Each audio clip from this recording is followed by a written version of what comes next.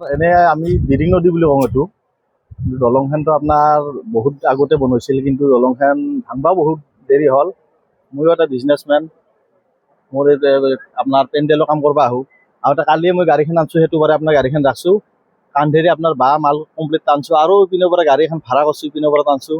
আমাৰ বহুত অসুবিধা যাতায়াতৰ কাৰণে, প্লাছ স্কুলৰ ল'ৰা ছোৱালীখিনিৰ কাৰণে অসুবিধা।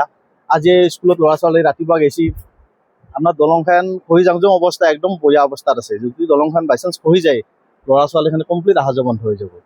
বহুত মানুহৰে যাতায়াতৰ কাৰণে অসুবিধা হৈছে, আৰু এইটো মেইন ৰাস্তা এটা, ৰাস্তাটো এই দলংখন বহুত দিন ধৰি বেয়া হৈ আছে, বহুত মেৰামতি কোনো কৰা নাই, একো মেৰামতিৰ হেৰিয়ে নাই।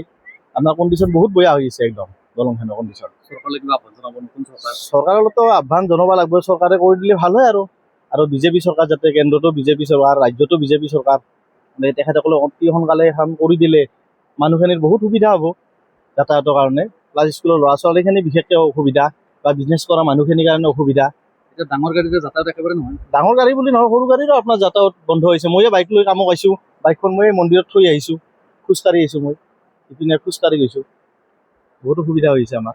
এইটো ৰাস্তা কমপ্লিট বন্ধ হ'লে আপুনি বৰবৰীদি ঘূৰিব লাগিব, বৰবৰী বাগানপাৰা হৈ ভাল বহুত কিলোমিটাৰ, আপোনাৰ মোটামুটি 20-22 কিলোমিটাৰ হ'ব।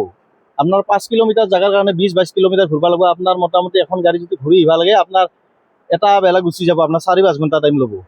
ৰাস্তা বেয়া, বহুত অসুবিধা হৈছে মানুহখিনিৰ। এতিয়া চৰকাৰে যদি এইখন সোনকালে কৰি দিয়ে ভাল হয়।